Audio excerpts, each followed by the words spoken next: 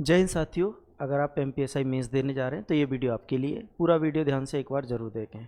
तो हम डिस्कस कर रहे हैं मॉक टेस्ट। इससे पहले हम 6 मॉक टेस्ट कर चुके हैं। आज हमारा ये 7वां मॉक टेस्ट है। मॉक टेस्ट नंबर 7 है। इसमें वो क्वेश्चंस को हम ले रहे हैं जो मेंस एग्ज़ाम में आ सकते हैं या आने की जिनकी अति संभावना है। चलिए तो शुरू करते हैं आज की क्लास को। अगर आप क्लास का पीडीएफ चाहते हैं क्लास के बाद में तो इस टेलीग्राम को आप ज्वाइन कर लें। यहाँ से आपको क्लास की पीडीएफ मिल जाएगी। आज की क्लास का जो पहला क्वेश्चन है वो स्क्रीन पर आपके सामने ये रहा।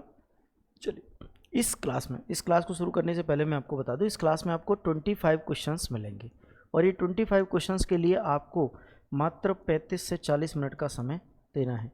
35 से 40 मिनट में ये सेशन कंप्लीट हो जाएगा। तो कम समय में ज़्यादा से ज़्यादा बातें करेंगे, काम की बातें करेंगे केवल। ठीक है, चलिए तो शुरू करते हैं क्लास को।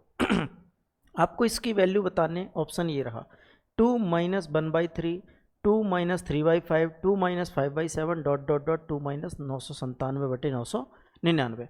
अगर मैं इस पहले वाले को हल करूं तो क्या बोलूँगा सर, एलसीएम अगर लेता हूं मैं तो 3 दूनी 6, 6 में से 1 गया तो क्या बचेगा 5/3।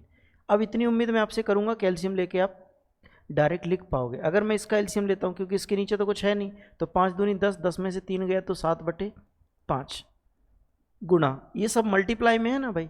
अब इसके नीचे भी कुछ नहीं है, 7 दूनी 14, 14 में से 5 जाएगा तो क्या बचेगा 9/7, 9/7। इतनी सी बात आपको समझ में आ रही है। इसके बाद में मल्टीप्लाई लगा के आगे डॉट डॉट डॉट फिर गुणा में ये बात वाली चीज़ लिखी होगी। अब देखिए इसके नीचे भी कुछ नहीं है। अगर 999 का 2 में मल्टीप्लाई होगा तो क्या बनेगा, ये 1998। कितना बनेगा 1998। और उसमें से 1997 जाएगा तो क्या बचेगा, सॉरी 997 जाएगा तो क्या बचेगा 1001। और बटे में कितना आ जाएगा 999। बटे में कितना आ जाएगा बेटा 999। अब एक बात ध्यान से समझेंगे, ये एक पैटर्न होता है। ये नंबर सिस्टम का सवाल एक पैटर्न फॉलो होता है। जैसे कि 5 से 5 कटेगा, 7 से 7 कटेगा तो 9 से 9 कटेगा, और इस प्रकार से कटती चली आएंगी संख्या। यहाँ पे भी 999 रहा होगा जिससे 999 कट जाएगा। आप देख रहे हैं ऊपर वाला पहला नंबर और नीचे वाला आखिरी नंबर कटता चला आएगा क्रॉस में। अगर मैं बात करूंगा बचने की तो यहाँ से बचेगा 1001, बटे में कितना बचेगा सर, बोले बटे में बचेगा 3। तो 1001/3 अगर डायरेक्ट ऑप्शन मिलता है मुझे तो मेरा वो उत्तर हो जाएगा। बात समझ पाए। चलिए बढ़ते हैं नेक्स्ट क्वेश्चन की ओर। अगला क्वेश्चन है गुणात्मक प्रतिलोम। एक चीज़ और, अगर आप इस क्लास को लेते हैं और आपको कुछ टॉपिक ऐसे मिल सकते हैं जो मिसिंग हो या जिससे क्वेश्चन कम पूछे गए हो, तो इसका मतलब ये नहीं है कि मैंने पेपर को बैलेंस नहीं किया है। जैसे मैंने कोशिश की है कि पेपर जो मैं बनाऊं मॉक टेस्ट वो बैलेंसिंग रहे, लेकिन जैसे सपोज मैंने नंबर सिस्टम से इस बार 5 सवाल पूछ लिए तो अगली बार हो सकता है 3 ही पूछे, 2 सवाल कोई नए पैटर्न के या नए टॉपिक से हों। ठीक है, जैसे कि यहाँ पे था -5/6 का गुणात्मक प्रतिलोम यानी मल्टीप्लीकेटिव इन्वर्स बताओ। तो मल्टीप्लीकेटिव इन्वर्स यानी गुणात्मक प्रतिलोम क्या होता है। गुणात्मक प्रतिलोम होता है कि सपोज मैंने कोई संख्या ले ली 5, सर ऐसी संख्या जो दी गई संख्या को गुणा करके 1 बना दे, ऐसी संख्या जो दी गई संख्या को गुणा करके 1 बना दे। तो मैंने कहा यहाँ 5 लिखा है, अगर मैं इसमें 1/5 का गुणा कर दूं तो क्या 1 आ जाता है, बिल्कुल आ जाता है सर, 5 से 5 कट जाएगा। ऐसे अगर कहीं लिखा है -4 तो इसमें गुणा करके कैसे 1 बना सकते हैं। मैंने कहा -1/4 का गुणा कर दो तो माइनस माइनस तो प्लस हो जाएंगी, 4 से 4 कट जाएगा, क्या बन जाएगा 1। तो ऐसे ही वो पूछ रहा था कि सर -5/6 में किसका गुणा कर दें कि 1 बन जाए। तो मैंने कहा माइनस का उल्टा करके गुणा कर दो, -6/5 कर दो। अगर ये माइनस का है तो इसमें गुणा भी माइनस का ही होगा, और ये 5/6 लिखा है तो इसका उल्टा लिख दो 6/5। तो ये इसका गुणात्मक प्रतिलोम होगा। तो गुणात्मक प्रतिलोम क्या हो जाएगा, सी ऑप्शन। अगर आप इसको काटते हो माइनस माइनस प्लस और इससे दोनों काटते हो तो क्या बचेगा 1, 1 ही आना चाहिए। गुणात्मक प्रतिलोम का मतलब क्या होता है, ऐसी संख्या जो दी गई संख्याओं को गुणा करने के बाद 1 आंसर करे। एक दुकानदार 10,000 रुपये अंकित मूल्य की एक वस्तु पर 20% और 30% की 2 क्रमिक डिस्काउंट देता है, जिससे उसे वस्तु के क्रय मूल्य पर 12% का लाभ होता है। वस्तु का क्रय मूल्य आपको ज्ञात करना है। ध्यान से देखिएगा, 2 डिस्काउंट देता है तो 2 डिस्काउंट कितने की हैं, एक 20% का है और एक 30% का है। 20% होता है 1/5 और 30% होता है 3/10, 3/10। अब आगे बढ़ते हैं, ये बात आपको क्लियर है।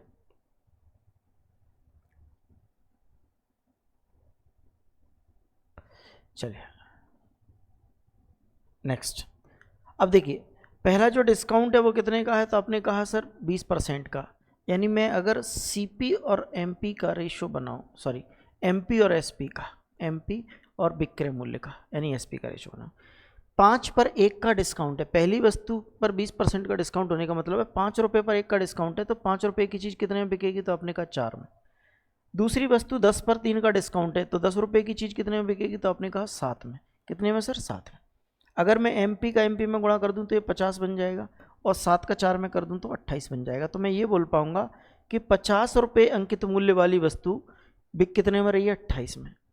50 रुपये अंकित मूल्य वाली वस्तु कितने में बिक रही है सर, 28 रुपये में। वो कहता है कि वस्तु का अंकित मूल्य कितना है, 10,000। वस्तु का अंकित मूल्य कितना है, 10,000। तो इस 50 की जो वैल्यू है वो कितनी दे रखी है, 10,000, यानी इसका कितने गुना है, तो आप बोलेंगे 200 गुना। कितना गुना, 200 गुना। 200 टाइम्स है ना, 50 से काटोगे तो 200 बार कटेगा। तो मैंने कहा अगर मैं इसमें 200 का गुना कर दूं, इसमें 200 का गुना कर दूं, तो मेरा विक्रय मूल्य आ जाएगा। तो मैंने कहा 28 दूनी 56, 56 के पीछे 2 जीरो लगा दो, 5600। मुझे क्वेश्चन में क्या बताना था, क्वेश्चन में बताना था वस्तु का सीपी और वस्तु का एसपी, क्रय मूल्य विक्रय मूल्य दोनों बताने थे। मैंने क्या निकाल लिया, विक्रय मूल्य। अगर मुझे ऑप्शन में विक्रय मूल्य मिल जाए तो मैं बहुत आसानी से उत्तर कर सकता हूं। सर यहाँ 5500 विक्रय मूल्य लिखा है, ये उत्तर नहीं हो सकता। यहाँ 5000 लिखा है, ये भी नहीं हो सकता। 6000 भी नहीं हो सकता। एक ही ऑप्शन ऐसा था जिसमें 5600 विक्रय मूल्य दिया था। आप बोलेंगे सीपी, सीपी तो आपने निकाला ही नहीं, तो सीपी यहाँ दिया हुआ सवाल है, मुझे निकालने की जरूरत नहीं है। आप बोलेंगे क्यों नहीं है निकालने की जरूरत, सर क्वेश्चन में तो पूछा गया। जब मैंने 3 ऑप्शन को एलिमिनेट कर दिया तो मुझे जरूरत ही नहीं थी उसको आगे करने की। आगे बढ़ेंगे क्वेश्चन नंबर 4 की ओर। 8 पुरुष किसी काम को 20 दिनों में कर सकते हैं, 8 महिलाएं उसी काम को 32 दिनों में कर सकती हैं। काम एक ही है सर। मैंने कहा ये काम नंबर 1 है, अगर इसको 8 आदमी यानी 8 मैन करते हैं तो ये काम 20 दिनों में कंप्लीट हो जाएगा। यानी कुल काम कितना हो गया, ये टोटल वर्क हो गया। ये क्या हो गया, टोटल वर्क। और वो कहता है कि अगर 8 महिलाएं करें उस काम को, सेम काम को अगर 8 वुमेन करें तो ये काम 32 दिनों में होगा, 32 दिनों में होगा। इसका मतलब ये काम क्या है, बराबर है। काम क्या है सर, बराबर है। चाहे तो महिलाओं से करवा लो चाहे पुरुषों से करवा लो, काम बराबर है। 8 महिलाओं से करवाओगे तो 20 दिन में, 8 पुरुषों से करवाओगे तो 32 दिन में। कैसे भी करवा लो काम इक्वल है। अब मैंने कहा 8 से ये 8 कट जाएगा, 4 से 8 बार काट दो, 4 से इसको 5 बार काट दो, तो आप बोल पाओगे 5 मैन बराबर है 8 वुमेन के। तो मैंने कहा मैन बटे वुमेन निकाल लो।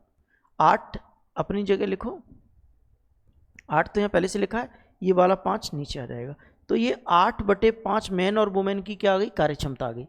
मैन की कार्य क्षमता 8 है तो वुमेन की 5 है, ठीक है। अब टोटल वर्क मैं कहीं से भी ले लूँ, यहाँ से ले लूँ, चाहे पहले वाली कंडीशन से ले लूँ चाहे दूसरी वाली से। मैंने कहा ये पहली वाली कंडीशन उठा लेते हैं। 8 आदमी हैं, प्रत्येक आदमी की क्षमता कितनी है, 8।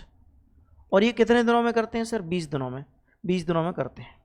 कितने दिनों में, 20 दिनों में। तो ये आ गया मेरा टोटल वर्क, ये टोटल वर्क आ गया। अब इसी टोटल वर्क को करवाना किससे, सर इसको करवाना है 5 आदमी और 8 महिलाओं से। किससे करवाना है, 5 मेन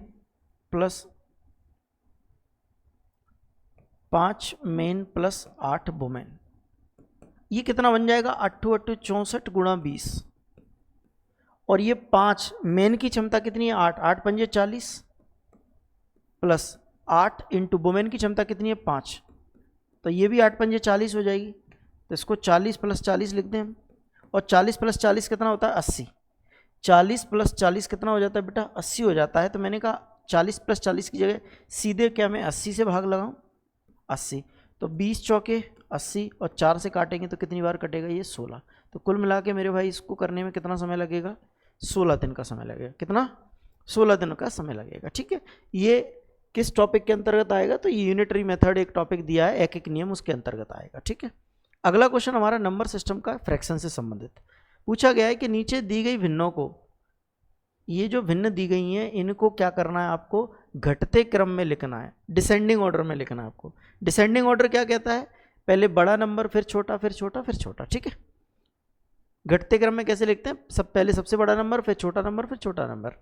अब इनको करने के कई तरीके हैं, कई तरीके हैं। कैसे कई तरीके हैं, अगर कोई छोटी संख्या है तो मैं 2 तरीके बताता हूं आपको।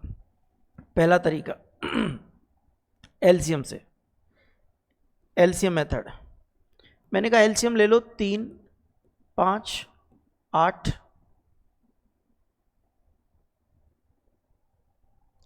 अंश बराबर कर लेते हैं हर की जगह। 2 4 3 1, 2 4 3 1, एलसीएम कितना आएगा? बोले 12 आ जाएगा, एलसीएम 12 आ जाएगा। तो मैंने कहा 12 का गुणा इसमें करो ऊपर वाले में, तो 12 दूनी 24 बटे 3, 4 में करेंगे तो 12 चौके 48 बटे 5, और 12 का 3 में करेंगे तो 12 तिया 36 बटे 8, और 12 का 1 में करेंगे तो 12 बटे। अब हम मुझे बताओ कि नीचे वाली संख्या से अगर मैं भाग देता हूँ तो जिसका मान बड़ा है, जैसे इससे देंगे तो ये 8 आएगा, और 5 से करेंगे तो 5 9 45, 5 9 45, और 5 छक्के 30 आएगा, और 8 से देंगे तो 8 चौके 32, 4 बचेगा 40, 8 पंजे 40 आएगा, और 2 से देंगे तो 6 आएगा। सबसे बड़ी संख्या कौन सी है? सबसे बड़ी संख्या कौन सी है? तो आप बोलेंगे सर सबसे बड़ी संख्या ये वाली है। सर ये कौन सी है? दूसरे नंबर का वो है, यानी सबसे बड़ा कौन सा होगा हमारा? ये होगा। इसके बाद में 8 बड़ा है तो 2/3 बड़ी आएगी। फिर कौन सा बड़ा है सर? तीसरे नंबर का, यानी 3/8, और सबसे लास्ट में कौन सा है सर? 1/2। तो इनका ये क्रम होगा 4/5, 2/3, 3/8, 1/2, 4/5, 2/3, 4/5, 2/3, एक ही ऑप्शन में था, ए में। एक तो मैंने आपको ये मेथड नंबर 1 बता दिया। मेथड नंबर 1 में मैंने आपको क्या बोला, एक बार फिर से ध्यान से सुन लो। मैंने ये कहा था कि आप जो भी अंश और हर दिए उसमें अंश यानी न्यूमरेटर का एलसीएम ले लेना, और हर न्यूमरेटर में जो भी एलसीएम आएगा उसका गुणा कर देना। इससे क्या होगा कि हमने एलसीएम को गुणा कर दिया तो इसे काटने में आसानी मिल गई मुझे, मैंने सबको बराबर कर लिया। दूसरा तरीका क्या है कि ये जो संख्या आपके पास लिखी है 2/3, 4/5, 3/8, 1/2, मैं क्रॉस मल्टीप्लाई करके देखूंगा। क्रॉस मल्टीप्लाई मेथड होता कैसे? 4 का गुणा 2 में करोगे 8, 3 का गुणा 4 में करोगे 12। तो जिसके ऊपर बड़ी संख्या लिखी हुई है वो बड़ा फ्रैक्शन है। जिसके ऊपर बड़ी संख्या लिखी हुई है, जैसे 5 दूनी, सॉरी यहाँ पे 10 आएगा, 4 दूनी 8 नहीं था ये, यहाँ कितना आता? 5 दूनी 10, 5 दूनी 10, ये इधर 12 है। सर नंबर कौन सा बड़ा है? 12। तो इसका मतलब ये कि इन दोनों में जो फ्रैक्शन बड़ा है वो ये है। अगर ये बड़ा है तो मैं इन दोनों से कंपेयर करके देखूंगा, इससे और इससे भी देखूंगा। मैंने कहा 4 5 तिया 15, और 8 चौके 32, अब यहाँ 32 आ रहा है, तो अभी भी ये बड़ा है इससे, क्योंकि 15 छोटा है 32 से। अब मैंने कहा तीसरे से और कंपेयर करके देखूँ तो 5 एकम 5, और 4 दूनी 8, इधर 8 बड़ा आएगा, यानी पहले स्थान पर कौन सा आ गया? 5/4। अगर मुझे ये पता चल गया कि पहले स्थान पर जो भी फ्रैक्शन आएगा वो कितना आएगा? 5/4, तो मेरा इस आधार पे ये उत्तर नहीं होता, ये 3 हो सकते थे। अब मुझे बस ये चेक करना है कि 2/3 पहले आएगा, 1/2 आएगा, या 3/8 आएगा। तीनों में अलग अलग है, तो मुझे इसको चेक नहीं करना, मुझे 2/3, 3/8 और 1/2 को कंपेयर करना है। 3 तिया 9, 8 दूनी 16, तभी तो ये बड़ा है इन दोनों में। फिर मैंने कहा इन दोनों की लड़ाई और है, 3 एकम 3 और 2 दूनी 4, अभी भी यही बड़ा है, तो 2/3 दूसरे स्थान पर आएगा। तो ये ऑप्शन नहीं हो सकता और ये नहीं हो सकता, इस आधार पर उत्तर क्या होगा? ए होगा। तो अब किसी भी तरीके से चले जाना, आंसर सेम ही आएगा, ठीक है। Next question. अगला जो क्वेश्चन है वो है पार्टनरशिप का। पार्टनरशिप का सवाल क्या कहता है कि ए और बी ने क्रम से 45,000 और 60,000 का निवेश करके एक व्यापार शुरू किया। ए और बी ने 45,000 और 60,000 रुपये का निवेश करके व्यापार शुरू किया। 4 महीने के बाद सी भी 75,000 रुपये के साथ आ गया। सी और आ गया कितने रुपए लेके सर? 75,000 रुपये, 75,000 रुपीज़ लेके सी इस व्यापार में आ गया। यदि वर्ष के अंत में कुल लाभ 62,000 का है तो बी और सी के हिस्सों का अंतर ज्ञात करना है। तो ध्यान से सुनेंगे कि इसने और इसने, ए और बी ने व्यापार शुरू किया, इसका मतलब ये 12 महीने के लिए रहा होगा और बी भी 12 महीने के लिए रहा होगा। लेकिन सी 4 महीने के बाद आया, तो सी बिजनेस में कितने दिन तक शामिल रहा सर? तो आप कहेंगे 8 महीने के लिए। 1 वर्ष का बिजनेस है, 1 वर्ष के बिजनेस में इन्होंने 12 महीने, इन्होंने 12 महीने पैसा लगाया। सी 4 महीने के बाद आया तो 8 महीनों तक रहा। मैंने कहा अगर ये रेशो में है तो 3 0 3 0 और 3 0 को आपस में काट दो। फिर 15 तिया 45, 15 चौके 60, 15 5 75, ऐसा कर सकते हैं। हमने कहा 4 दूनी 8, 4 एकम 4 और 4 तिया 12, ऐसा कर सकते हैं। तो गुणा करने के बाद 3 तिया 9 और यहाँ 12 और यहाँ 5 दूनी 10 आ गया। ये क्या आ गया? इनके प्रॉफिट का रेशो आ गया। क्या आ गया भैया? प्रॉफिट का रेशो। प्रॉफिट का रेशो कैसे आता है? पूंजी और समय के गुणनफल के बराबर होता है। चूंकि टोटल प्रॉफिट 62,000 है, मैंने कहा इनको जोड़ेंगे 9 और 12 21 और 10 31। कितना है ये? 31। 31 यूनिट की वैल्यू कितनी देर की सवाल में? 62,000। तो 1 यूनिट की वैल्यू कितनी आ जाएगी? बोले 2,000। 1 यूनिट की वैल्यू 2,000 आ गई। उसने कहा बी और सी के हिस्सों का अंतर बताओ। सर बी और सी के बीच में अंतर कितने का है? 2 का। तो 2 यूनिट का मान कितना आ जाएगा बेटा? 4,000। 2 यूनिट का मान कितना आ जाएगा? A option 4,000। ठीक है, समझ पा रहे हैं बात को? आगे बढ़ते हैं अगले क्वेश्चन की ओर। नेक्स्ट क्वेश्चन है कि एक माली के पास 1,000 पौधे हैं। वह उन्हें इस प्रकार से लगाना चाहता है कि प्रत्येक पंक्ति में पौधों की संख्या पंक्तियों की संख्या के समान हो, मतलब रो और कॉलम दोनों बराबर होना चाहिए। इस उद्देश्य के लिए उसे कम से कम कितने अतिरिक्त पौधों की आवश्यकता होगी? देखिए इस बात को समझिए। वो अगर ऐसे एक लाइन खींचता है तो वो कहता है एक लाइन मेरी यहाँ है इतनी बड़ी, दूसरी लाइन, तीसरी लाइन, चौथी लाइन, ऐसा बना हुआ है। अगर मैंने हॉरिजॉन्टल 4 लाइनें खींची हैं तो वर्टिकली भी 4 लाइनें होना चाहिए। 1 लाइन, 2 लाइन, 3 लाइन और 4 लाइन। अब आप ध्यान से देखेंगे कि 4 लाइन मैंने ऐसे खींची, 4 लाइन ऐसे खींची, तो इसमें 1 2 3 1 2 3 1 2 3 यानी 9 पौधे हो गए कि नहीं? 4 लाइन इधर से, 4 लाइन इधर से, 4 लाइन इधर से लगाई तो 9 पौधे हो गए कि नहीं? मतलब 9 ये पौधे कैसे हैं? किसी संख्या का स्क्वायर बनेंगे, किसी संख्या का स्क्वायर बनेंगे। तो मुझे 1000 के नज़दीक ऐसा नंबर खोजना है जो किसी संख्या का वर्ग हो, किसी संख्या का वर्ग हो। तो मैंने कहा 30 के स्क्वायर की मैं बात करूं तो 30 का स्क्वायर होता है 900 और 31 का स्क्वायर बोले 961 होता है। सर 32 का स्क्वायर कितना होता है? 32 का स्क्वायर 1024 होता है। और सर उसके पास 1000 पौधे पहले से ही हैं, और अगर उसको इसके नज़दीक जाना है या तो उसके पास एक ऑप्शन ये है इतने लगा ले या फिर इतने लगा ले।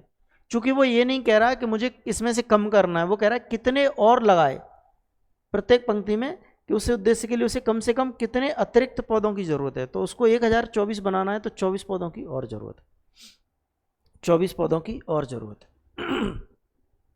एक वृत्त की 2 समांतर जीवाएं जिनकी लंबाई 16 और 12 सेंटीमीटर है। एक वृत्त की 2 समांतर जीवाएं हैं। सर ये वृत्त है, इसका सेंटर है, केंद्र के विपरीत दिशाओं में 2 समांतर जीवाएं, एक जीवा यहां है दूसरी यहां है,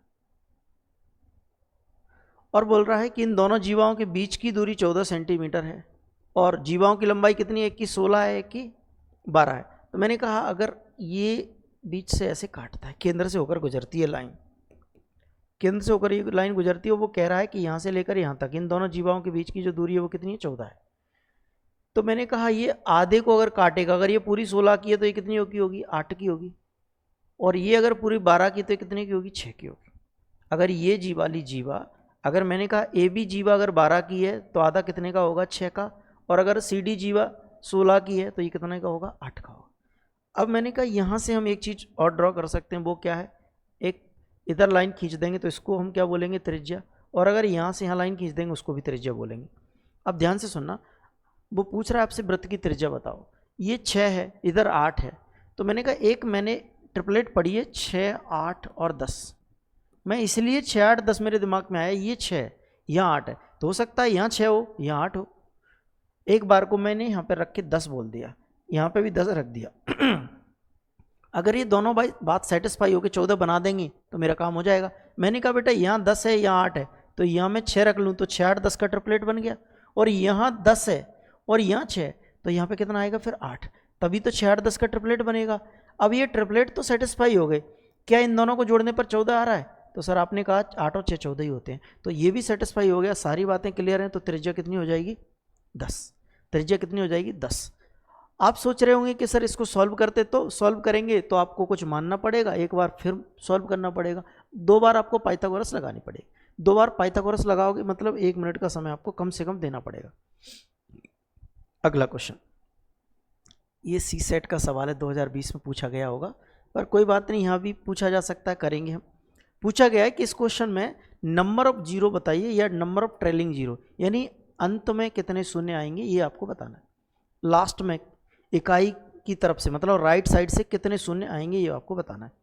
तो सर जीरो जो होता है, जीरो के लिए जिम्मेदार 2 चीज़ें होती हैं, 2 और 5, क्योंकि 2 गुणा 5 से ही मिलकर 0 बनता है। तो आप बोलेंगे 4 गुणा 5 से 0 नहीं बनता, मैंने कहा बनता तो है, लेकिन 4 भी तो 4 के ही तो 2 फैक्टर है ना, 2 गुणा 2। तो मिनिमम छोटा नंबर 2, एक सम संख्या चाहिए और एक 5 चाहिए। अगर दोनों का गुणा हो गया तो 0 1 बन जाएगी, 1 2 और एक 5 का गुणा हो गया तो 1 0 बन जाएगी। अब अगर हम कोई लगातार संख्या लिखते हैं, कितनी बड़े नंबर लिखें, उसमें 2 कई बार आता है, क्योंकि 2 के बाद 4 में 2 2 आ जाता है, फिर 8 में 3 2 आ जाता है, 6 में 1 2 आ जाता है, 10 में 1 2 आ जाता है, लेकिन 5 कम आते हैं। तो मुझे ध्यान देना है 5 पर। 5 कितनी बार आया, तो मैंने कहा 1 5 तो ये रहा, 1 इसमें होगा क्योंकि ये 5 गुणा 2 है, ये 5 गुणा 3 है, ये 5 गुणा 4 है, ये 5 गुणा 5 है, ये 5 गुणा 6 है, ये 5 गुणा 7 है, ये 5 गुणा 8 है, ये 5 गुणा 9 है, ये 5 गुणा 5 गुणा 2 है, ये 5 गुणा 11 और 5 गुणा 12। जितनी बार 5 आया वो हमारा उत्तर है। मैंने आपको केवल समझाने के उद्देश्य से लिखा है, मैं गिन के भी बता सकता था आपको। सर 1 5 2 3 4 और यहाँ पे 2 हैं सर, 2 6 7 8 9 10 और यहाँ पर भी 2 हैं सर, 12 13 और 14। तो कुल मिला के कितने 5 हैं, 14। तो 0 भी कितने आएंगे अंत में, 14 आ जाएंगे। ठीक है। नेक्स्ट, 4,000 रुपये 15% वार्षिक दर से एक योजना में निवेश किए जाते हैं। दूसरे वर्ष और तीसरे वर्ष के चक्रवृद्धि ब्याज के बीच का अंतर बताना है। सेकेंड ईयर और थर्ड ईयर के लिए बहुत बेहतरीन क्वेश्चन है। सेकेंड ईयर और थर्ड ईयर के बीच का अंतर बताना है।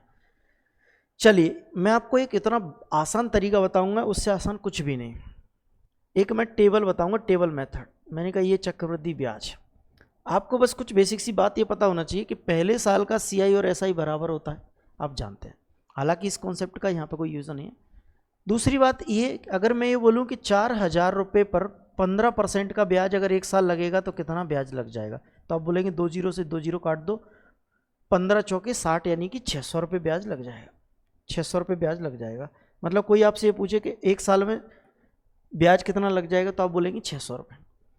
तो मैंने कहा दूसरे साल का ब्याज कितना होगा, तो आप बोलेंगे दूसरे साल का ब्याज सर 600 तो होगा ही होगा, 600 तो होगा ही होगा, प्लस इस 600 पर 15% और लगेगा, इस 600 का 15% और लगेगा। तो मैंने कहा 600 का 15% तो बच्चा भी निकाल के बता देगा कितना होगा।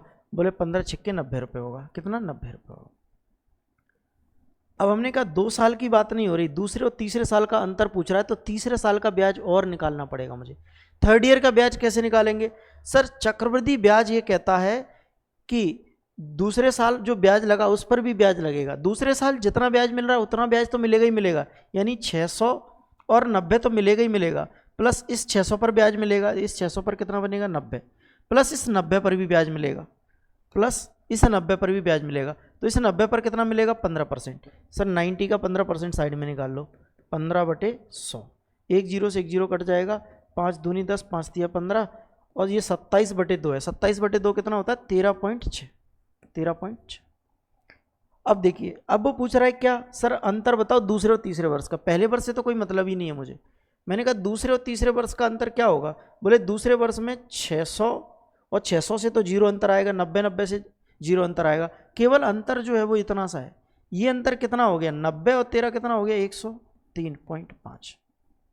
फिर से समझो, मैंने क्या कहा था, एक टेबल बनाई। मैंने कहा पहले साल का ब्याज 600, दूसरे साल कितना मिला, 600 + 90 यानी 690। तीसरे साल ब्याज कितना मिलेगा सर, चक्रवृद्धि है तो इससे तो ज़्यादा मिलेगा, यानी 690 तो मिलेगा ही मिलेगा, प्लस 600 का 90 और 90 का 15% कितना, 13.5 रुपये।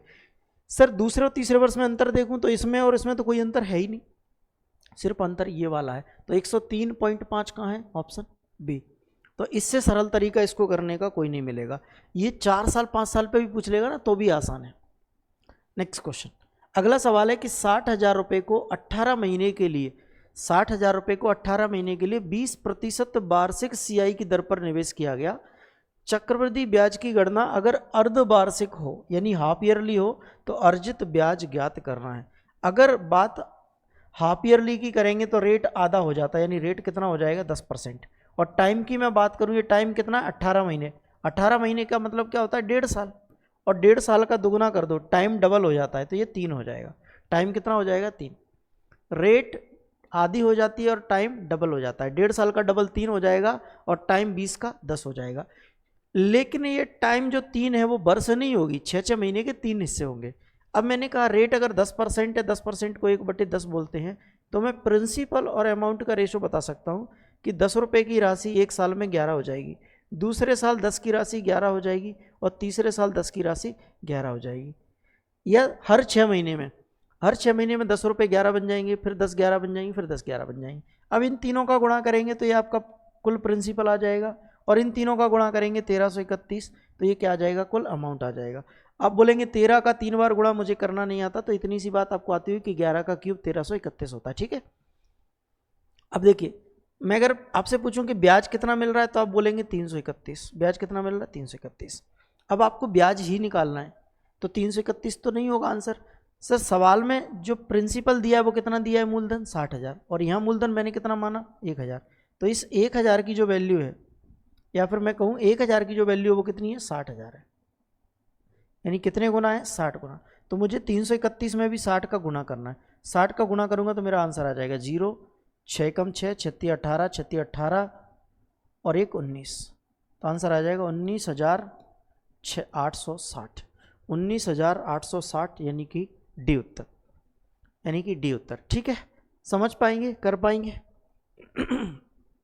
नेक्स्ट अगला क्वेश्चन है कि त्रिभुज पी क्यू आर में पी क्यू 24 है, क्यू आर ये क्या है बेटा, क्यू आर है, टाइपिंग गलत एरर हो गया। पी ये क्यू है, ये आर है।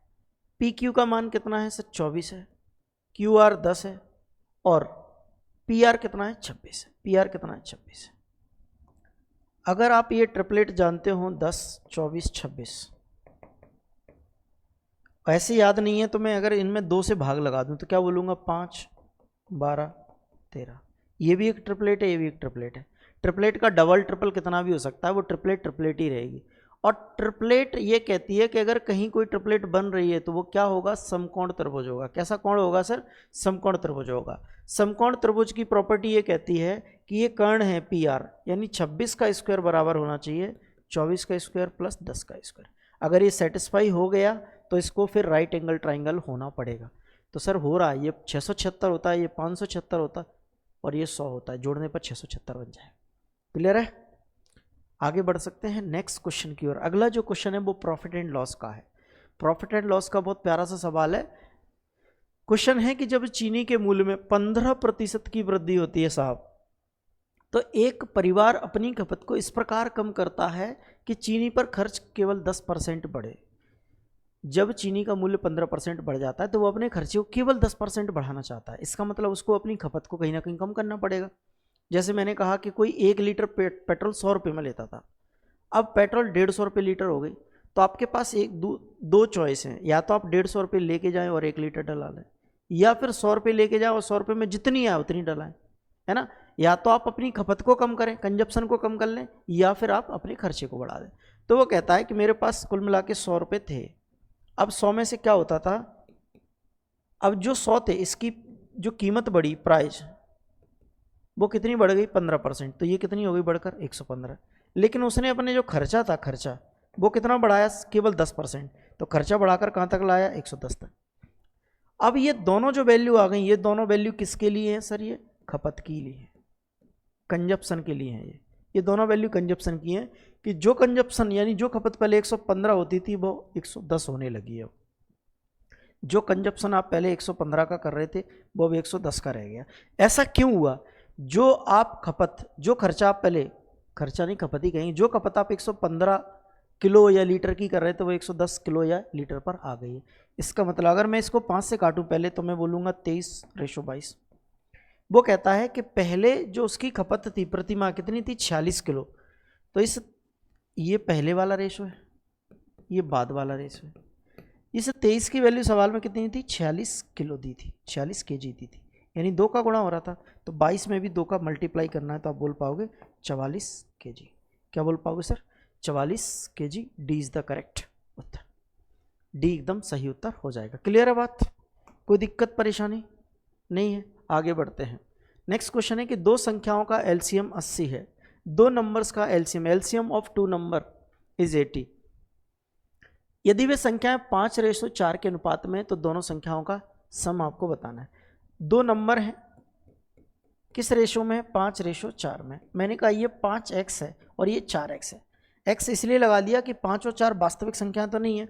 अब मैं इनका क्या निकाल पाऊंगा? मैंने कहा इनका एलसीएम लेते हैं हम। क्या लेते हैं? एलसीएम। 5 और 4 का एलसीएम कितना आ जाएगा? आपने कहा 5 चौके 20 आ जाएगा। 5 चौके 20 और दोनों में x है तो कितना आ जाएगा? 20x। सर इनका एलसीएम तो ऑलरेडी 80 दिया हुआ है, तो मैंने कहा दो संख्याओं को मेरे हिसाब से एलसीएम ये आ रहा था, वास्तविक एलसीएम ये है, तो 20 से मैंने इसको काटा तो x का मान कितना आ गया? 4।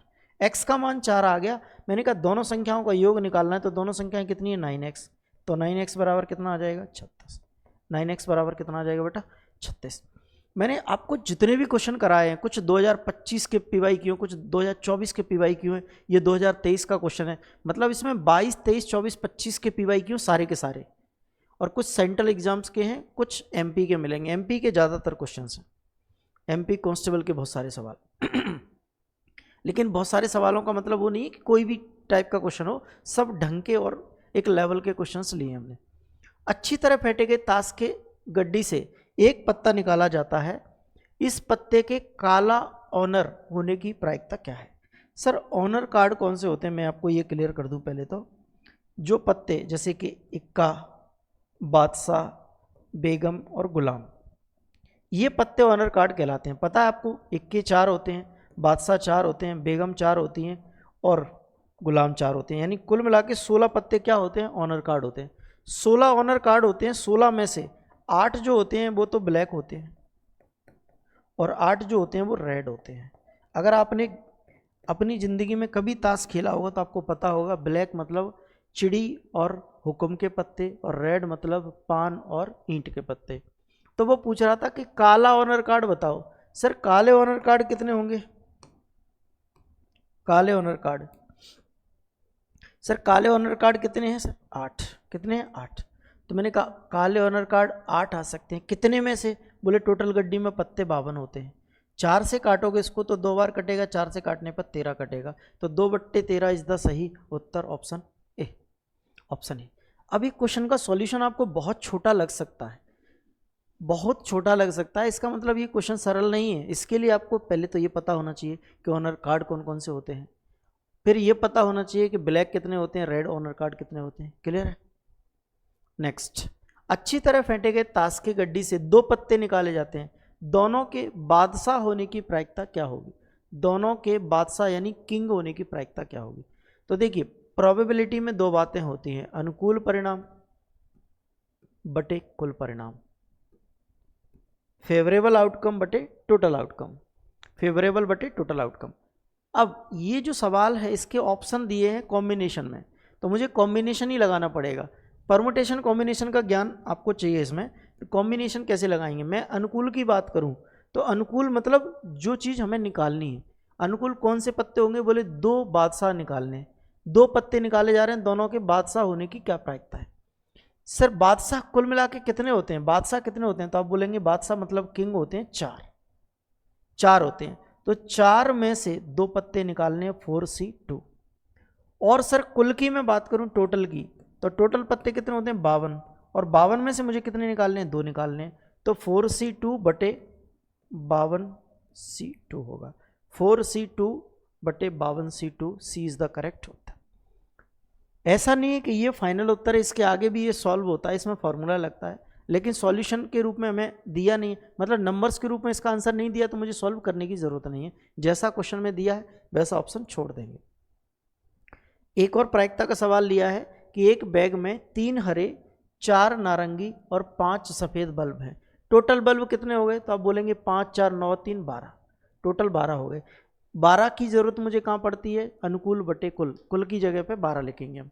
वो कह रहा है कि यदि एक बल्ब चुना जाता है तो ये हरा हो या सफ़ेद हो, यहाँ पे क्या लगा है? हरा, सॉरी या, इस या को ध्यान देना, जब भी या शब्द होता है तो दोनों की प्रायिकता अलग अलग निकाल के जोड़ दिया जाता है। पहले मैं हरे की प्रायिकता निकालूंगा, मैंने कहा मैं हरे रंग की यानी ग्रीन रंग की प्रोबेबिलिटी निकालूंगा, तो ग्रीन रंग की प्रोबेबिलिटी कितनी आएगी? बोले 3 हरे हो सकते हैं टोटल, कितने में से? 12 में से। फिर मैं निकालूंगा किसकी? सफ़ेद की यानी वाइट की, तो वाइट की प्रोबेबिलिटी क्या होगी? बोले टोटल वाइट कितने हो सकते हैं? 5, कितने में से? 12 में से। और अगर मुझे ये चाहिए प्रोबेबिलिटी ऑफ ग्रीन और यानी या वाइट, तो इसकी प्रोबेबिलिटी कैसे निकालेंगे? 3 5/12 प्लस 5/12 जोड़ देंगे तो ये आ जाएगा 8/12 और 8/12 को काट कर क्या लिख सकते हैं हम 2/3 2/3। हालांकि इसको इतना सॉल्व करने की ज़रूरत नहीं है। इतना सॉल्व करने की ज़रूरत क्यों नहीं है, आप सीधे लिखो। बोले जिन जिन की प्रोबेबिलिटी निकालनी है वो कितने हैं, बोले ग्रीन होने की प्रोबेबिलिटी 3 है और इसकी 5 है, बट्टे में 12 सीधे लिख दो तो ये 8/12 बन जाएगा। आंसर ऐसे ही आ जाए। ये तो मैंने उनके लिए सिस्टमेटिक निकाला जिनको ये पता नहीं है कि प्रोबेबिलिटी क्या करते हैं, हम पहले अलग अलग निकालते हैं, दोनों को जोड़ते हैं। ठीक है, नेक्स्ट। एक हार की कीमत 3 विक्रेताओं से गुजरते हुए 65% तक बढ़ जाती है। यदि पहले और दूसरे विक्रेताओं से क्रम से 20% और 25% लाभ प्राप्त किया तो तीसरे विक्रेता द्वारा प्राप्त लाभ का प्रतिशत क्या होगा। मैंने कहा एक हार है और ये हार 100 रुपये का है सर। ये 100 रुपये का हार कहाँ मिलता है, आप पूछेंगे कौन से मार्केट में मिलता है सर। मैंने कहा सर ये नकली हार है, महानकली हार है ना, हार के नाम पे ही कोई 2-4 हज़ार ले ले। ये महानकली हार है जो 100 रुपये का है सर हमारी दुकान में, और इसकी कीमत फाइनली अगर मैं बोलूँ तो ये धीरे धीरे बढ़ते बढ़ते 165 रुपये पहुँच जाती है। बीच में 3 लोग हैं। पहला वाला जो है वो 20% के लाभ पर दूसरे को टिका देता है। एक जो व्यक्ति है या एक जो दुकानदार है वो 20% का लाभ लेता है। अगर ये 20% का लाभ लेगा तो कितने में बेच देगा दूसरे को, बोले 120 में बेच देगा। कितने में, 120 में। अब दूसरा वाला क्या करता है, इस 120 रुपये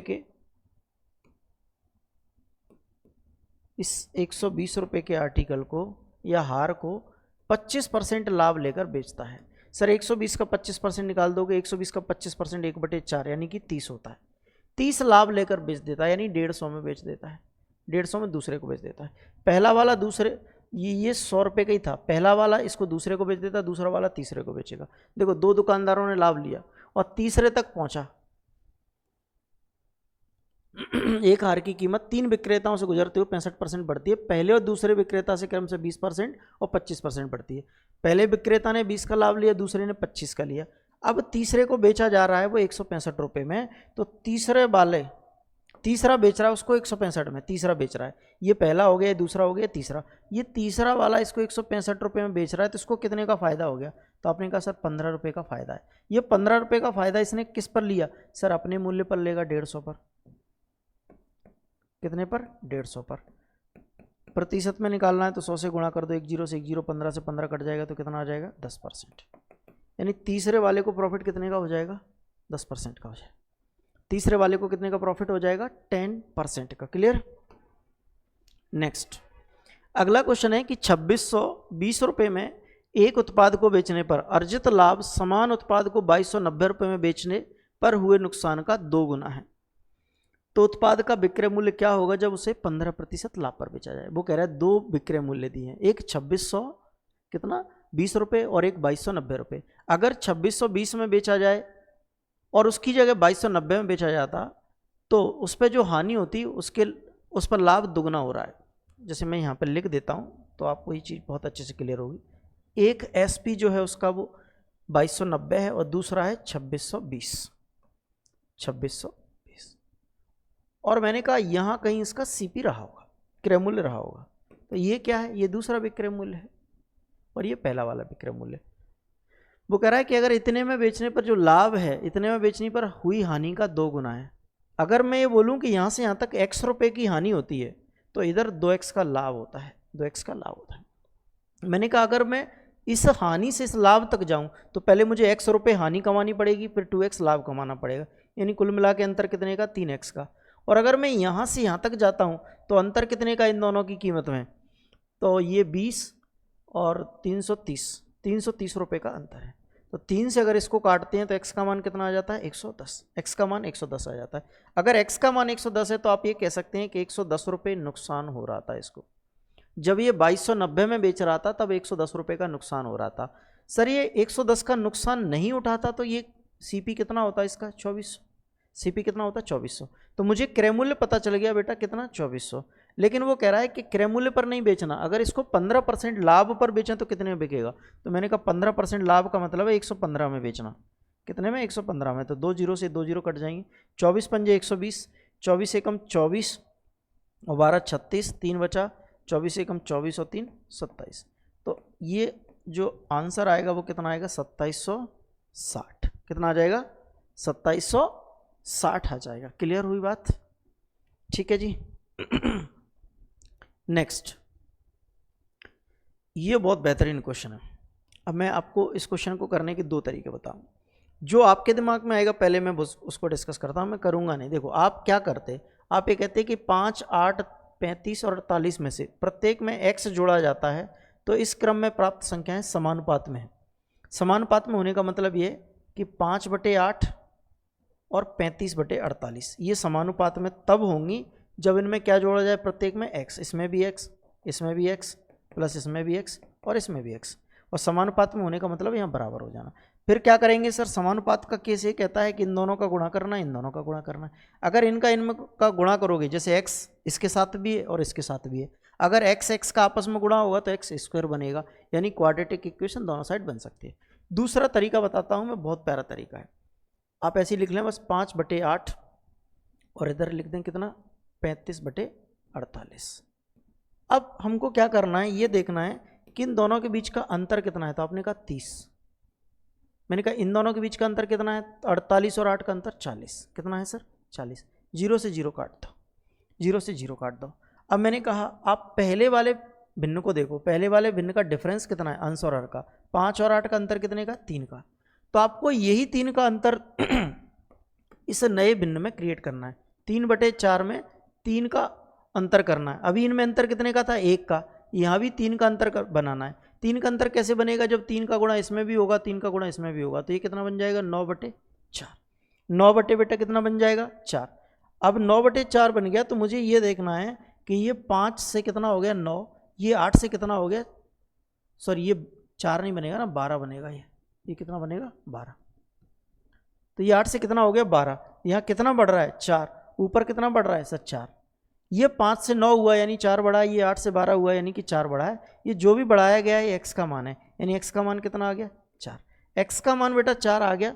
तो सवाल यहाँ खत्म नहीं हुआ। क्वेश्चन में ये पूछा गया है कि x+8 और x-1 का मध्यानुपाती बताओ। तो x+4 कितना हो जाएगा सर 12 और x-1 कितना हो जाएगा 3। और इसका मध्यानुपाती कैसे निकालते हैं, दोनों का गुणा करके रूट डाल दो। दोनों का गुणा करके रूट डालोगे 36 बनेगा, 36 का बाहर कितना आ जाएगा 6। 36 का स्क्वायर रूट निकालेंगे तो कितना आ जाएगा 6। क्लियर हो गई। चले आगे बढ़ेंगे नेक्स्ट क्वेश्चन की ओर। 7 साल में साधारण ब्याज पर एक राशि दोगुनी हो जाती है। 7 साल में साधारण ब्याज पर एक राशि दोगुनी हो जाती है तो कितने वर्षों में राशि मूल राशि की 5 गुनी हो जाएगी। कितने वर्षों में वह राशि मूल राशि की 5 गुनी हो जाएगी। ध्यान से देखेंगे। देखो भाई, मैंने कहा 1 रुपये प्रिंसिपल है और ये 7 वर्षों में, ध्यान से देखना इस बात को, 7 वर्षों में 2 गुना हो जाता है, यानी 2 रुपये हो जाता है। ये मेरा प्रिंसिपल था, ये अमाउंट है। 1 रुपये प्रिंसिपल था, 7 वर्षों में 2 गुना हो गया, मतलब 2 रुपये अमाउंट बन गया। अगर 2 रुपये अमाउंट है तो मैं ये पूछूंगा आपसे कि ब्याज कितना है, तो आप बोलोगे सर 1 रुपये ब्याज है इसमें। कितना 1 रुपये ब्याज है। अगर 1 रुपये के 2 बन गए तो एक तो मूलधन है मेरा और अगला एक क्या है ब्याज। अब वो कहता है कि वही धनराशि, वही 1 रुपये कितने वर्षों में 5 गुने हो जाएंगे, कितने वर्षों में 5 गुना हो जाएगा। तो हमने कहा 5 गुना होगा तो इसमें ब्याज कितना रहेगा। अब 5 गुना होगा तो ब्याज कितना रहेगा, बोले 4। 4 क्यों रहेगा कि एक तो मूलधन है तो बाकी 4 ब्याज रहेगा। तो हमने कहा कि सर ये जो ब्याज है वो 7 सालों में कितने गुना हो गया सर 4 गुना। सर 7 सालों में 1 रुपये मिल रहा था, अब 4 रुपये मिल रहा है ब्याज, यानी ब्याज कितने गुना हो गया 4 गुना। तो ब्याज को 4 गुना करना है तो समय को भी 4 गुना करना पड़ेगा, या समय को भी 4 गुना लगना पड़ेगा। ब्याज को अगर 4 गुना करना है तो समय भी 4 गुना लगेगा, और 4 गुना लगेगा तो 28 वर्ष हो जाए। ऐसा क्यों होता है, क्योंकि साधारण ब्याज जो होता है वो हर वर्ष बराबर लगता है, हर वर्ष बराबर लगता है। अगर 7 साल में 1 रुपये कमाया तो 28 वो 7 साल में 1 रुपये ब्याज कमाया तो 4 रुपये ब्याज कमाने के लिए मुझे 28 साल लगेंगे। ठीक है। नेक्स्ट, एक मजदूर प्रत्येक हफ्ते 54 घंटे काम करता है, ठीक है, और वो 32,000 कमाता है। अब देखो क्वेश्चन जो दिया है वो आगे प्रतिशत में दिया और आंसर भी मेरा प्रतिशत में, तो इन दोनों बातों का कोई यूज नहीं है। ठीक है। अब क्वेश्चन यहाँ से शुरू होता है कि उसकी प्रति घंटे की जो कमाई है वो 14 सही 2/7% बढ़ गई, और 14 सही 2/7 को बोलते हैं 2/7 फ्रैक्शन में, और उसका जो समय है वो 16 सही 2/3 कम कर दिया गया। 16 सही 2/3 को लिखते हैं 1/6। अब ध्यान से देखते हैं, अब ध्यान से देखते हैं, इसकी जो कमाई है वो कितनी बड़ी, 2/7 कमाई, जो पर डे की कमाई है ना, पर डे की कमाई, पर डे की कमाई जो है वो कितनी बड़ी, 2/7, यानी 7 से बढ़कर कितनी होगी सर, 9। सॉरी 2/7 नहीं होता, 1/7 होता है, माफी चाहूँगा, 1/7 होता है। 7 से कितनी हो गई, 8 हो गई। और इसका जो टाइम है, टाइम में कमी आ गई कितनी, 6 से 1 की कमी आ गई, तो ये 5 रह गया। कितना रह गया, 5। अब ये पहले की कंडीशन थी और ये अब की कंडीशन, तो वो ये कह रहा है कि उसकी आय में कितने प्रतिशत का बदलाव हुआ। तो मैंने कहा सर पर डे वो 7 रुपये कमाता था और टाइम 6 घंटे देता था, इन दोनों का अगर मैं गुणा करूंगा तो इसकी कमाई आ जाएगी कुल, ये इसकी कुल कमाई का रेशो आ जाएगा। तो पहले की जो कमाई थी 7 छिंके 42 थी, और अब जो कमाई है वो 8 पंजे कितनी है, 40 है, 8 पंजे 40 है। तो अब आप ये बता पाओगे इसकी कमाई में कितने की कमी आ रही है, तो आपने कहा सर 2 की कमी आ रही है। ये 2 की कमी कहाँ से आएगी सर, शुरुआत से, यानी 42 से इंटू 100। अब 2 से मैं 42 को भाग दूंगा तो 21 बार चला जाएगा, यानी 100/21 आएगा, तो बटे में 21 रहना है, और कमी हो रही है, तो कमी वाला ये आंसर हो सकता है, ये आंसर हो सकता है, 4 हो सकते हैं कमी के आधार पर, लेकिन बटे में यहाँ 9 है तो ये नहीं हो सकता। ये पूरा का पूरा 5 आ गया, यानी ये तब कट सकता था जब 20 होता, तो ये भी आंसर गलत हो गया, ये भी गलत हो जाएगा, केवल और केवल एक ही ऑप्शन था। और हल करना है तो हल कर लेना इसको, आगे बहुत बड़ी चीज़ नहीं। नेक्स्ट, दिए गए दो वर्गों के परिमाप क्रम से 24 और 32 सेंटीमीटर। पहले मैं आपको वर्ग दिखाता हूँ, वर्ग कैसे होते हैं, वैसे आप सब जानते हैं। ये सर एक वर्ग है और ये दूसरा वर्ग है।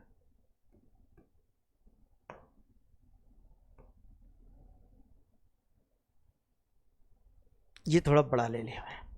अब देखिए, एक का जो परिमाप है वो 24 सेंटीमीटर का है इसका टोटल, और इसका है 32 सेंटीमीटर का। मैंने कहा इसकी भुजा में A1 मान लेता हूँ, और इसकी A1 नहीं A मान लेता हूँ इसकी भुजा, और इसकी भुजा B मान लेता हूँ, और एक बड़ा वर्ग बनाया जाएगा इसका, और इसकी भुजा मैंने C मान ली। अब मुझे बताओ, ये परिमाप 24 है, परिमाप क्या होता है, चारों भुजाओं का योग, इसकी चारों भुजाओं का योग 24 है, यानी 4A बराबर अगर 24 है तो यहाँ से A का मान कितना आएगा, बोले 6, और इसकी चारों भुजाओं का मान 32 है, यानी 4B बराबर अगर 32 है तो B बराबर कितना आ जाएगा, 8। B बराबर कितना आ जाएगा, 8। मैंने कहा इसका क्षेत्रफल निकालोगे तो A² होता है, A² बराबर कितना आ जाएगा, 36, और इसका क्षेत्रफल B² होता है, तो B² बराबर कितना आ जाएगा, 64। अब वो कह रहा है कि इसका जो क्षेत्रफल है इन दोनों के क्षेत्रफल के योग के बराबर है, इन दोनों का योग करोगे बेटा तो कितना आएगा, 100। 100 क्या है, C² के बराबर है, तो C बराबर कितना आ जाएगा, बोले 10। अगर C बराबर 10 आ गया तो मुझे क्या निकालना है, इसका परिमाप। तो परिमाप क्या हो जाएगा, 4C। तो 4C कितना हो जाएगा, 40। 4C कितना हो जाएगा सर, 40 हो जाएगा। समझ पाए बात को। चले नेक्स्ट क्वेश्चन। अगला क्वेश्चन है कि 21 सेंटीमीटर ऊंचाई वाले शंकु के छिन्नक के दो वृत्तीय फलक के व्यास 3 और 2 सेंटीमीटर है, 3 और 2 सेंटीमीटर हैं, तो सेंटीमीटर क्यूब में शंकु के छिन्नक का आयतन क्या होगा। तो पहले मैं छिन्नक बताता हूं क्या होता है। छिन्नक इस प्रकार का होता है, बाल्टी को उल्टा करके रख दो तो आपको छिन्नक समझ में आ जाएगा, ठीक है। ये वाली त्रिज्या को कैपिटल आर बोलते हैं, इसको स्मॉल आर बोलते हैं, इसको ऊंचाई बोलते हैं, और इसको स्लांट हाइट यानी कि एल बोलते हैं। अब वो कहता है इसकी जो ऊंचाई है वो 21 सेंटीमीटर है, और इसके जो वृत्तीय फलक के व्यास हैं, क्या व्यास, डायामीटर, वो 3 और 2 हैं। तो मैंने कहा त्रिज्या अगर मैं निकालूं आर, तो आर कितनी होगी, 3/2। आर कितना हो जाएगा, 3/2, और स्मॉल आर बराबर कितना हो जाएगा, 2/2, यानी कि 1, यानी कि 1, ठीक है।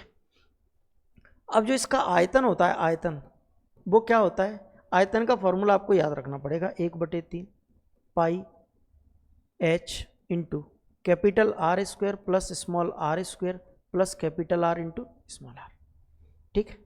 1/3 पाई का मान 22/7 इंटू h कितना है सर, 21, इंटू कैपिटल R² कितना होगा सर, 3/2, 3/2 का स्क्वायर प्लस 1 का स्क्वायर प्लस 3/2 इंटू 1, क्योंकि स्मॉल r बराबर तो 1 है।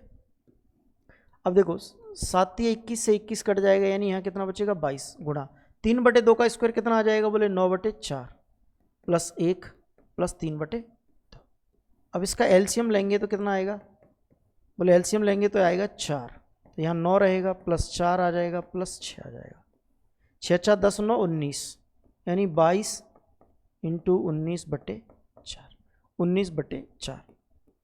अब 2 से 2 बार काट दो, 2 से 11 बार, 11 9 99, 11 एकम 11 और 9 20/2, 2 से भाग देंगे तो 104.5 आ जाएगा, 104.5 आ जाएगा। और ऐसा ऑप्शन में नहीं, ऐसा ऑप्शन में नहीं। अगर ऐसा ऑप्शन में नहीं है तो फिर यहाँ पर दो वृत्तीय फलक के व्यास, यहाँ पे व्यास नहीं बोलना चाहिए इनको, फिर व्यास की जगह क्या बोलना चाहिए, त्रिज्या। ध्यान से देखना इस बात को, त्रिज्या। अगर त्रिज्या बोलेंगे भाई तो क्या होगा, फिर त्रिज्या हम 3/2 ना लेके r बराबर 3 ले लेंगे और स्मॉल r बराबर 2 ले लेंगे, और इसका इस्तेमाल करेंगे तो आंसर आएगा 418। आंसर आएगा 418। मैं दोबारा सॉल्व नहीं करूंगा, आप समझ पा रहे हैं, आपको ये काम की बात है वो ये है, बस आप 3 और 2 रख लेना, आंसर आ जाएगा। इस हिसाब से ये गलत हो रहा है, ठीक है। नेक्स्ट आखिरी सवाल है आज की क्लास का, जैसा कि मैंने आपसे प्रॉमिस किया था 25 क्वेश्चन लेंगे। क्वेश्चन है कि दिए गए पाई चार्ट में 6 अलग अलग कॉलेजों PQRSTU के छात्रों की संख्या दी गई है, छात्रों की कुल संख्या 2400 है और ये उनका परसेंटेज में पाई चार्ट बना हुआ है। पूछा गया है कि कॉलेज PR एक साथ छात्रों की संख्या का केंद्रीय कोण क्या होगा, P और R में। सर P में छात्रों की संख्या कितनी है और R में छात्रों की संख्या कितनी है। सर P प्लस R में जो छात्रों की संख्या वो है 24 + 16, 24 + 16 कितनी हो जाएगी, 40%, 40%। सर ये जो पाई चार्ट है इसको हम या तो प्रतिशत में बना सकते हैं या फिर डिग्री में। तो मैं ऐसा कह सकता हूँ कि 100% का जो मान होता है वो 360 डिग्री के बराबर होता है, 360 डिग्री के बराबर होता है। और मुझे बताना है 40 डिग्री का मान, 40% का मान, तो मैंने कहा 1% बराबर कितना हो जाएगा, 360/100, और 40 का बताना है तो 40 का कर दो गुना, 40 का क्या कर देंगे गुना, 20 दूनी 40, 20 पंजे 100, 5 से इसको काटेंगे तो कितनी बार कट जाएगा, 5 सत्ते 35, 5 दूनी 10, 72 दूनी कितना होता है 144, 72 दूनी कितना हो जाएगा 144 डिग्री, यानी कि ऑप्शन डी। बस इतना ही सॉल्व करना था मुझे, ना तो 2400 की आवश्यकता थी, बस डायग्राम जस्ट देखना था और इतना सा कैलकुलेशन करना था, इसके अलावा कुछ भी नहीं था भाई। अब इस क्लास की अगर आपको PDF चाहते हो तो इस टेलीग्राम को ज्वाइन कर लें, इस टेलीग्राम पर क्लास की जो भी PDFs हैं वो मिल जाएंगी। और मैंने आपसे जैसा बोला है कि मैं 10 मॉक टेस्ट पूरे कराऊंगा आपको, ये आज 7वां आ गया, 3 मॉक टेस्ट जो हैं वो बैक टू बैक आएंगे, ठीक है। और कोशिश करूंगा मैं कोई जो भी 6-7 टॉपिक दिए उनमें से कोई भी टॉपिक करा पाया तो वो मैं एक कंप्लीट टॉपिक भी करा दूंगा, बहुत शॉर्ट में, जैसे 30-40 मिनट में सारे कॉन्सेप्ट, अगर आपने पहले कभी नहीं भी पढ़ा है तो वो आपका क्लियर हो सके। चलिए तो आज के लिए इतना ही, मिलेंगे नेक्स्ट क्लास में। अगर आप चैनल पर नए हैं तो चैनल को सब्सक्राइब कर लें, अगर वीडियो अच्छा लगे तो एक कमेंट जरूर करें और चैनल को, वीडियो को लाइक करें और दोस्तों के साथ शेयर जरूर कर दें भाई, ठीक है। थैंक यू सो मच, मिलेंगे नेक्स्ट वीडियो में।